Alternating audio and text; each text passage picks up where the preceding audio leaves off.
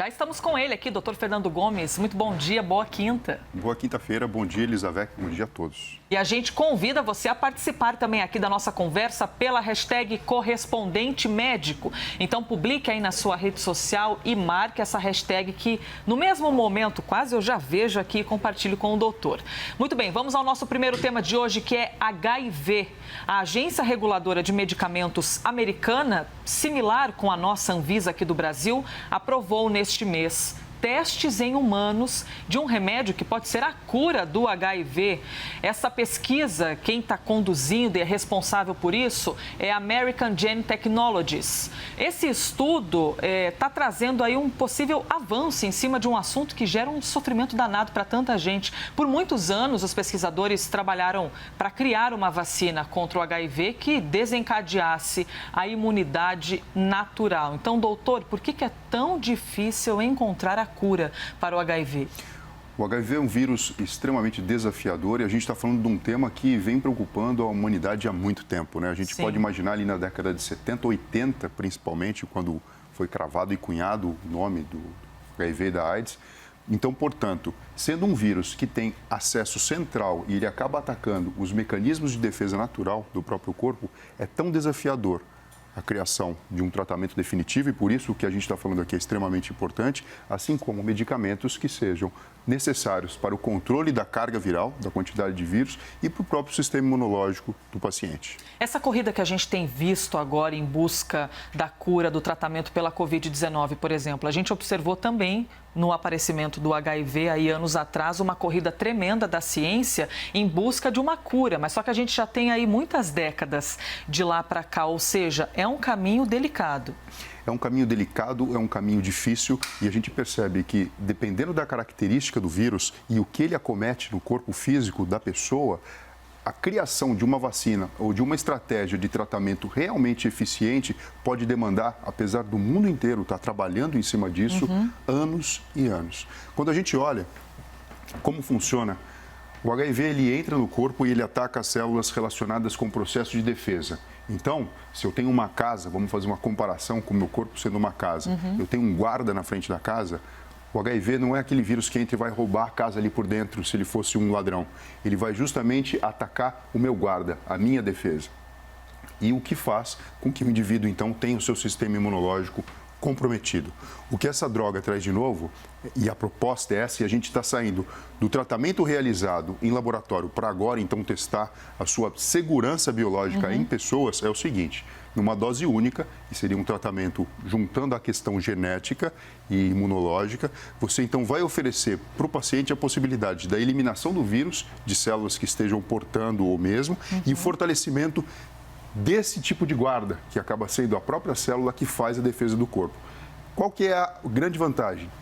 O indivíduo que hoje tem uma vida muito boa, normal e controlada, apesar de ter o HIV, com mecanismos e remédios que fazem com que exista um controle desse vírus, não vai precisar tomar remédio para sempre, como vem acontecendo agora, porque o HIV acabou se tornando uma doença crônica, passível de tratamento, mas que tem uma questão aí de uma utilização de remédios a longo prazo que acaba sendo um pouco desagradável.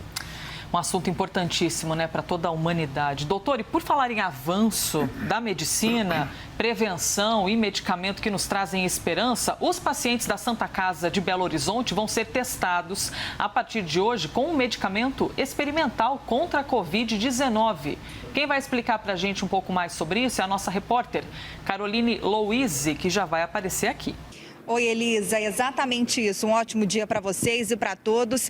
Esses pacientes aqui da Santa Casa de Belo Horizonte, que é um dos hospitais de referência aqui da região, serão testados então com esse medicamento, né, que foi fabricado por uma farmacêutica alemã. Vale lembrar que são apenas pacientes que estão com quadro de pneumonia em decorrência do novo coronavírus. Então, o objetivo desse medicamento é ver a resposta, né, se os pacientes pacientes terão aí uma resposta inflamatória, né? Ou seja, para ver se esse medicamento pode impedir ou não a melhorar a resposta inflamatória desses pacientes, para evitar casos mais complicados da doença e também ver se isso pode evitar, então, complicações respiratórias graves, que é quando a pessoa necessita utilizar ventilação mecânica. Então, é mais um medicamento aí na corrida contra a Covid-19. E, doutor, eu tenho uma pergunta. Além das vacinas, né, eu sei que é super importante a gente ter também um medicamento contra a Covid-19.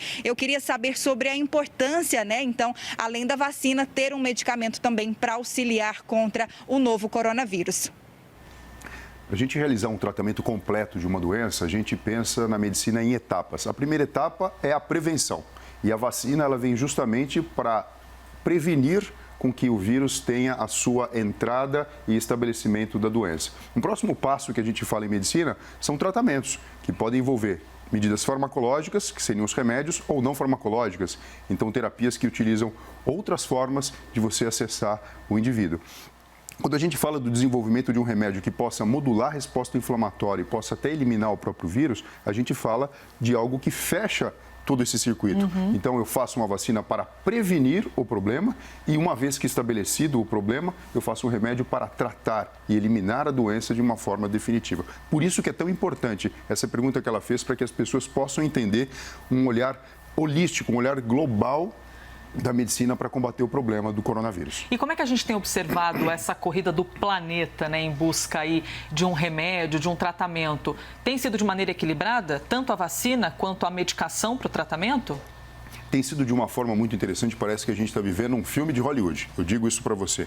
A gente pensava no passado. Imagina que aconteça um problema e todos os cientistas do mundo precisem se unir para descobrir o problema, como resolver esse problema, essa solução. E é o que a gente está vendo hoje em dia acontecendo. Então, são laboratórios, grupos de pesquisa internacionais que estão trocando informações, sim. A gente vê o processo da aplicação e dos testes das vacinas para que isso venha a acontecer. Então, assim, acredito que sim, está acontecendo de uma forma equilibrada. É lógico que, como a gente vive num momento ainda de pandemia, a corrida por uma vacina, ela acaba sendo extremamente valiosa, porque ela pode fazer com que o problema seja freado. Estancar um pouco esse sangramento. Exato. Mas a preocupação em utilizar remédios que já existem, muitas vezes para outras doenças e que possam ser aplicados para essa, trazendo então a cura e trazendo o manejo de uma forma mais eficiente, acaba sendo alvo de pesquisa também a ser desenvolvida e implementada em todo o mundo.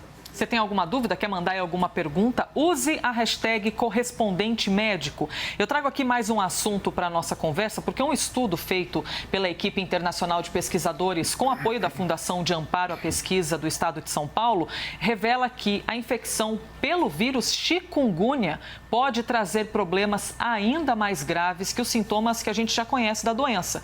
Então, além de febre aguda, dor de cabeça, lesões na pele, dor também nas articulações musculares, a chikungunya pode comprometer o sistema nervoso central e as principais funções motoras. Doutor, por que a gente chegou a esse resultado e como que isso acontece? Bom, a gente fez essa análise dessa pesquisa recentemente publicada em colaboração com tanto grupos de pesquisas aqui do país como fora do país, e o que se chegou à conclusão foi que, analisando mais 100 pessoas que tenham evoluído a óbito pela suspeita e confirmação do diagnóstico de chikungunya, foi encontrado em análise laboratorial de fragmentos do cérebro, de líquido cefalorraquidiano, que é o líquido que banha o tecido cerebral do sistema nervoso central, foi encontrado a presença do vírus ali nessa região, mostrando que ele tem um poder diferente do que a gente acreditava. Então, se a gente olha nessa ilustração a presença do que a gente chama de sistema nervoso central, que é composto pelo encéfalo, aqui está o cérebro, e pela medula espinhal, que fica envolta por membranas, que são as meninges, onde existe todo o líquido cefalorraquidiano banhando.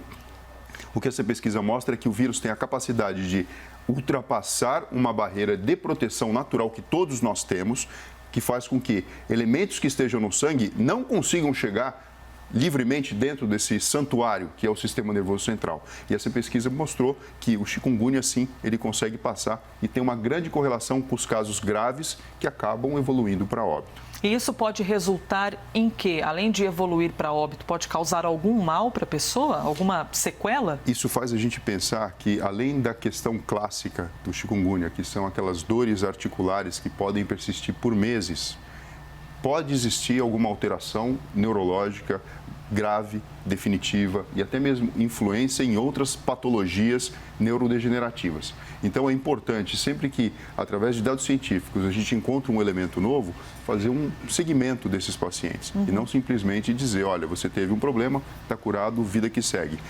Fica dentro de uma coisa que a gente chama antecedentes pessoais. Todo médico, quando vai fazer uma história e vai avaliar o paciente, ele precisa saber do histórico dessa pessoa. Então, saber do histórico do indivíduo que tenha tido chikungunya, que tenha evoluído bem, é importante, uma vez que a gente já sabe esse dado, porque ele pode ter alguma alteração neurológica lá na frente. Então, isso pode tornar a pessoa que já teve ou tem mais sensível à Covid-19? Ela pode pertencer a um grupo de risco? A gente não pode fazer essa associação direta, porque a gente está falando de vírus diferentes. Tá. O que a gente faz, na verdade, aqui é uma comparação, por exemplo, com o Zika vírus, que também é transmitido pelo mosquito da dengue, pelo Aedes aegypti. O Zika, o que ele faz? Quando a mulher está grávida, ele consegue ter acesso através da placenta e chega no sistema nervoso central do bebê, que em desenvolvimento fica lesado. E por isso tem toda a questão da microcefalia. O que a gente não sabia é que o chikungunya também podia ter o mesmo formato de entrada e de participação na elaboração de uma doença mais complexa. Por fim, eu trago aqui uma pergunta da rede social, chegou pela hashtag correspondente médico, tem de vários assuntos, mas fazendo um gancho com o nosso primeiro tema, o HIV, o Jocinei Freire está perguntando se HIV pode ser considerado grupo de risco na pandemia.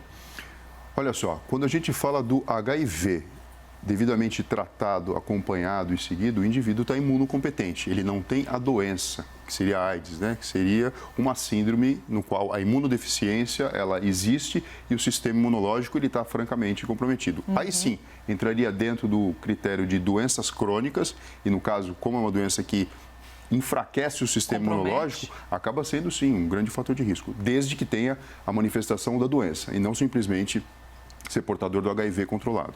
Doutor Fernando Gomes, muito obrigada por mais um dia e a você que participou aqui da nossa conversa. Amanhã tem mais o quadro Correspondente Médico. Obrigada. Obrigado, Elisa. Bom dia para você. Bom dia, Rafael Colombo.